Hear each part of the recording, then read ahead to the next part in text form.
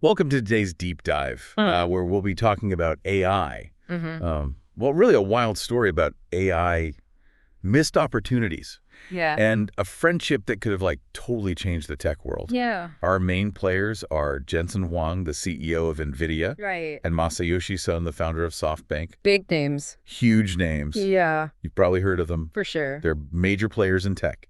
And our story takes place at the AI summit in Japan, where things took a very emotional and unexpected turn. Yeah, this is really interesting because of the whole context of this emotional scene. Yeah. So SoftBank had just announced they're building Japan's most powerful AI supercomputer. Wow. And they're using Nvidia's cutting-edge technology to do it. Of course. But it's not just a simple business deal. Huang and Son have a history together, like a long one. It spans decades. Yeah, I was reading about that. During his speech, Huang was talking about how Sun has this almost uncanny ability to spot winning tech trends, way before anyone else and just get in early. He was literally in the room with Bill Gates and Steve Jobs back in the day. Oh, wow. And he helped launch Alibaba in China. Wow, that's impressive. And guess what? SoftBank actually owned a good chunk of Nvidia back in 2019, like 5% of the company. And that's where the waterworks come in, so to speak. Right. Huang and Son were on stage together, and they were sort of jokingly crying about the fact that SoftBank sold those Nvidia shares back in 2019 for only $3 billion. Oh my gosh. Can you believe that? That same stake today is worth like $178 billion. Ouch. I know, right? That's gotta hurt. It's a lot of money left on the table. But it gets even crazier. Apparently, Sun offered to help Huang buy the entire company. What? Like he was willing to lend in the money for a complete Nvidia takeover. Wow, so Huang could have owned the whole thing. The whole thing. Yeah. But he said no to Sun's offer. Oh, no. And you can kind of hear the regret in his voice when he talks about it now. Yeah. But it makes you think about the bigger picture, you know? Yeah. It really highlights how much AI has grown and why it's such a huge deal right now. Huang even said every industry, every company, every country must produce a new industrial revolution. And he thinks AI is that revolution. He's right. Yeah. He's definitely onto something there. And he seems really excited about the role that Japan can play in this whole thing, especially when it comes to AI-driven robotics. He even called out their expertise in mechatronics, which is basically the skill of combining mechanics and electronics to create really advanced machines. Okay, so Japan's superpower is mechatronics. Yeah, pretty much. But why is that so important for AI and robotics? What makes that the special ingredient? Well, think about it. If you want to build really advanced robots that can move and sense things and interact with the world like we do, you need to know a lot about both mechanics and electronics, right? And that's exactly what mechatronics is all about. Right. And Japan has a long history of innovation in those fields, so they're in a really good spot to lead the way in this whole AI robotics thing. It's like they've been training for this their whole time. Exactly. And Huang sees that. He's not just building a supercomputer with SoftBank.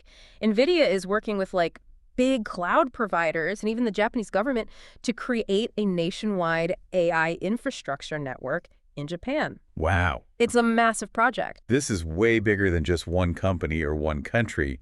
This affects the entire global AI landscape.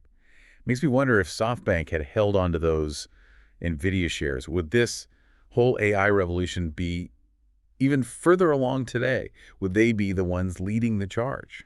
That's a great question. Right. It just shows how unpredictable the tech world is and how one decision can have such a huge impact. But what's clear is that Japan really wants to be a major player in this AI revolution, and they're making big moves to make that happen. Yeah, it sounds like they have everything they need, the technical skills, Yeah. the government support, and now with NVIDIA's help, the computing power to do really amazing things with AI. For sure. And this is just the start. We're just at the beginning of some really groundbreaking stuff, especially when it comes to the two main types of AI, digital and physical. Okay. Digital AI is what we see with things like those virtual assistants we all use on our phones. Right. But physical AI, that's where things get really interesting. It's about bringing intelligence to robots and machines that can actually do things in the real world. Okay, so let's dig into these two types of AI. I want to understand how they work and what kind of impact they're going to have on our lives. So you want to know more about digital and physical AI? Well, with digital AI, think of it like the brains behind those virtual assistants we use all the time, like Siri or Alexa. Right. They're on our phones and our smart speakers and even in our cars these days, but they're getting a serious upgrade. An upgrade? Like what? Are they going to Start doing my taxes or something? Haha, maybe not your taxes just yet, but Yeah. they're evolving way beyond just doing simple things like setting a timer. Right. Huang was talking about agentic AI. These are like super-powered digital assistants. Yeah. They don't just understand what you're saying, but they can actually reason and plan and take action on their own. So it's like having a really efficient personal assistant Right. who can handle a lot of complicated tasks. Exactly. Like instead of just setting a reminder, they could actually schedule that dentist appointment you've been putting off or find the best deals on flights for your vacation. Or even write a blog post for me. You got it. Wow. Huang actually said that he thinks agentic AI could handle a huge chunk of our daily workload, Really? which would free us up to focus on things that require human creativity and ingenuity. That's amazing. Right? But what about physical AI systems? What kind of real-world stuff are we talking about here? This is where Japan's robotics expertise really shines. Remember we were talking about how good they are at mechatronics? Yeah. That's the key to building robots that can actually move around and interact with the real world in a really complex way. And with AI, these robots are going to be able to do so much more than just follow pre-programmed instructions.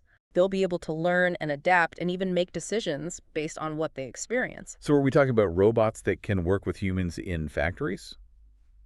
Or even perform surgeries? Exactly. Wow. Think about AI-powered robots working in dangerous places like disaster zones or helping with really delicate surgeries or even just being companions for elderly people. That's incredible. The possibilities are huge. It's amazing, but it's also a little bit, I don't know, intimidating. Yeah, I get that. All this talk about super intelligent robots and digital assistants taking our jobs. Yeah. What's the average person supposed to do in a world where AI is doing everything for us? I think that's a question a lot of people are asking right now. Right. It's natural to be curious about how this is going to change our lives. Yeah. But it's important to remember that AI is a tool. Okay. And like any tool, it can be used for good or bad. Right. It's up to us to make sure that we're developing and using AI in a way that actually benefits humanity. So it's not about AI replacing humans, but more about AI working with us to do things better. Yeah. Exactly. I like that. Like, think about it. Every time there's been a big technological advancement, people have worried about losing their jobs. Right. But history shows us that new technologies always create new jobs too. Okay. It's about adapting and learning new things and figuring out how to work with these new technologies. That makes sense. But it's still hard not to be a little worried. I understand. What would you say to someone who is worried about the potential negative consequences of AI? I would say those concerns are valid, and it's important to talk about them. Okay. As we develop these super powerful AI systems, we need to be very careful about the risks. So what are we doing to make sure we're using AI responsibly? Are there any safeguards in place? Well, there's a lot of discussion happening globally about AI ethics. Okay. Researchers and policymakers and industry leaders are all trying to figure out things like transparency and accountability and fairness in AI development. So we've talked about AI in general, but how is all this going to play out in specific industries? Where will we see the biggest changes?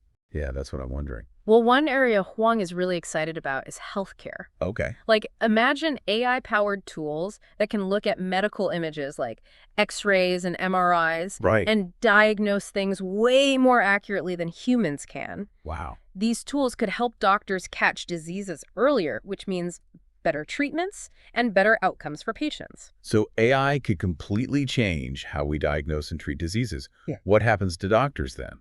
Will they even be needed anymore? Oh, no, I don't think so. Yeah. That's more about doctors and AI working together. Okay. AI can handle looking at tons of data, which takes a lot of time. Yeah. And that frees up doctors to actually spend more time with their patients and focus on giving personalized care and making those tough decisions that need human intuition and empathy. So AI is like a tool to help doctors, not replace them. Exactly. I like that. What other industries will be affected? Manufacturing is another big one. Okay. AI-powered robots could work right alongside humans on assembly lines. Okay. So things get done more efficiently and you get more products. Yeah. Mm-hmm. We could even see personalized products being made when you order them, Wow. which would reduce waste and totally change the way supply chains work. So it's not just about speed. It's about making things smarter and giving people exactly what they want. Exactly.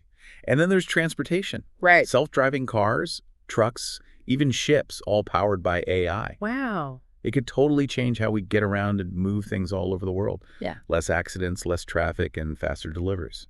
That sounds amazing. But what about the people who drive those things for a living? Will they lose their jobs? It's true that some jobs will change as Yeah. AI systems get more advanced and start doing things humans currently do. Right. But if we look back at history, new technologies always create new jobs too. Okay. I think instead of being scared of AI, we should be thinking about how to adapt to these changes in the job market. So we should be learning new skills that will be needed in this new AI world. Yeah, exactly. We need to focus on things like creativity and critical thinking and problem solving and emotional intelligence. Those are all things AI can't really do right. Right. Those are things that make us human. So it's about understanding what humans are good at and what AI is good at and finding ways to work together. Exactly. Well, I think this has been a great conversation. Yo, too. We talked about a missed investment, a revolution in AI, and how different industries will be affected. But I think most importantly, we talked about how humans and AI can work together. Yes. This is an important conversation. And it's one that's just beginning Everyone needs to be a part of it. because the future of AI is up to us. That's right. We can shape it to benefit everyone. Definitely. Okay, before we wrap up, I want to leave you with one last thought. Remember how Softbank sold their Nvidia shares? Oh, yeah? That story reminds us that even the smartest people can miss opportunities. It's true. So stay curious, stay informed, and be open to new possibilities because the AI revolution is here and it's going to be huge. Absolutely. Thanks for joining us. It was great talking to you.